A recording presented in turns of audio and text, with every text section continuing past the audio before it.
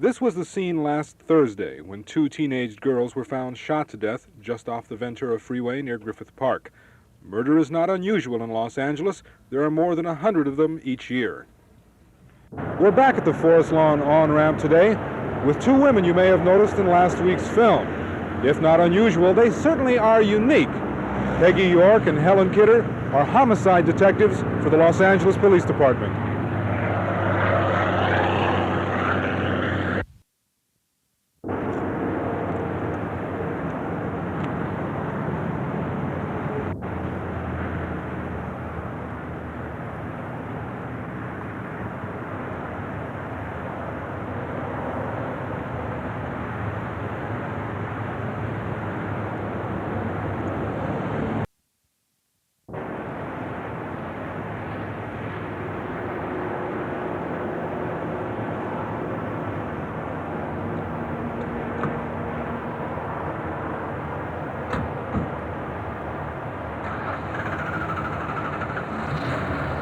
Detective Kidder updates the murder investigation. We have gotten some calls from a person who so far is anonymous. We're very interested in having this person call us again since we feel that the information that they are providing to us has some value. This team of detectives, who just happen to be women, is comparatively rare. There may not be another one in California, or the nation for that matter. They are outnumbered by their male counterparts, but they share the same problems.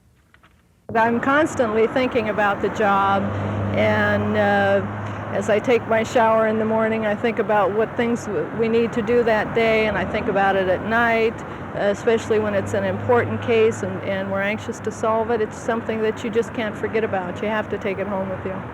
If you had your druthers, is there anything else you'd rather be doing? No. And so it is for these real police women. This is not a glamorous life. It's frustrating, it doesn't pay well, and one sees the worst examples of human brutality. But it's a job that needs to be done with both skill and compassion. For News at 10, Tony Valdez.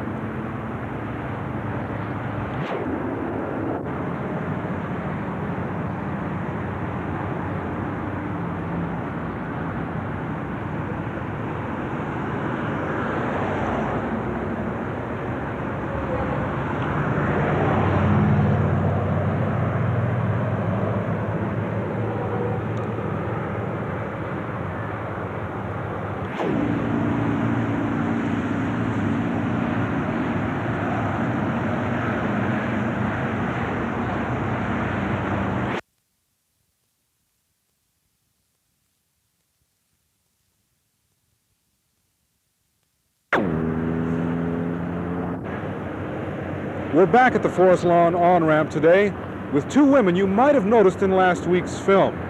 They are, if not unusual, then certainly unique.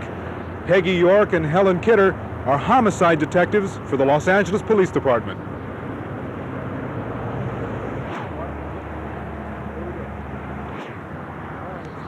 Okay, Helen, bring us up to date on last week's murders. So far, we've gotten a large number of citizen calls of people who knew the girls and saw them sometime prior to their disappearance. We've gotten calls from a lot of people who think they saw them, people who saw girls hitchhiking. Each one of these has to be checked out, and we're in the process of doing that now. It's very time-consuming. A lot of detail has to go into it so that we can in an attempt to verify whether or not these people actually did see our two victims. Have any of those calls out and either eliminate it or do some further investigation. If that person does call you back, will they in any way be endangered or put in jeopardy? Absolutely not. We'll guarantee that they can remain anonymous. What we're interested in doing is getting some kind of an exchange going with them so we can determine whether or not the information that they're providing to us is valid. Why did you decide to become a police officer?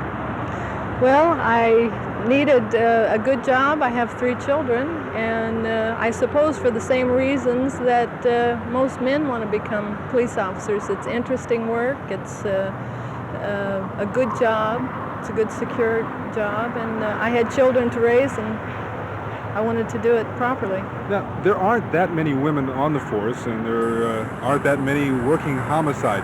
How do the fellas treat you? Well, I think they're getting used to it. The people that we work for are very supportive and always have been. The men at first, I think, were a little bit